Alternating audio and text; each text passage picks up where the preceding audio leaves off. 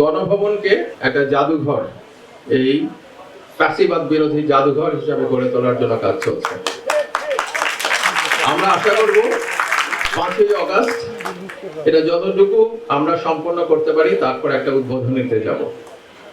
ওইটা হচ্ছে স্বৈরাচারের ঠিকানা।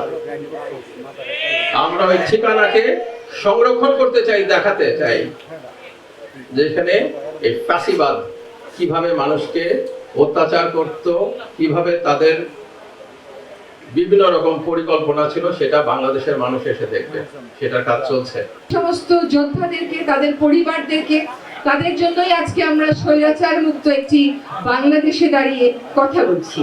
আজকে সম্মান জানাচ্ছি, কিন্তু সম্মান জানানোর সবচাইতে ভালো উপায় কি?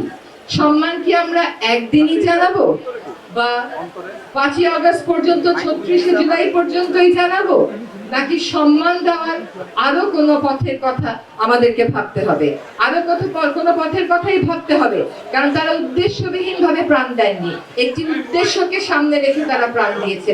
সেই উদ্দেশ্যটা হচ্ছে বৈষম্যবিহীন একটা বাংলাদেশ গড়ার।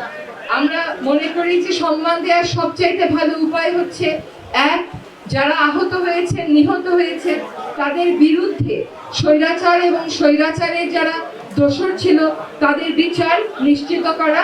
এই বিচার কেবল বিচার না, এই বিচার ন্যায় বিচার হতে হবে, যাতে আর কোনোদিন বাংলাদেশের কোনো মানুষ, বাংলাদেশের কোনো বাহিনী নিজ দেশের জনগণের বুকে এইভাবে করে গুলি চালাতে না পারে।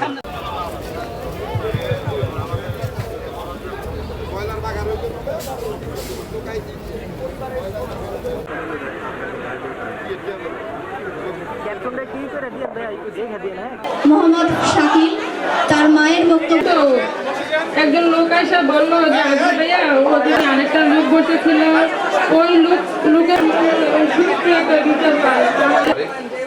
এখানে এসে আরো বেশি করে ভালো করে মনে পড়ছে শহীদ হয়েছেন, তাদের স্মরণে তাদের পরিবার বর্গদের দাও নসিব করে দাও রব্বুল আলামিন।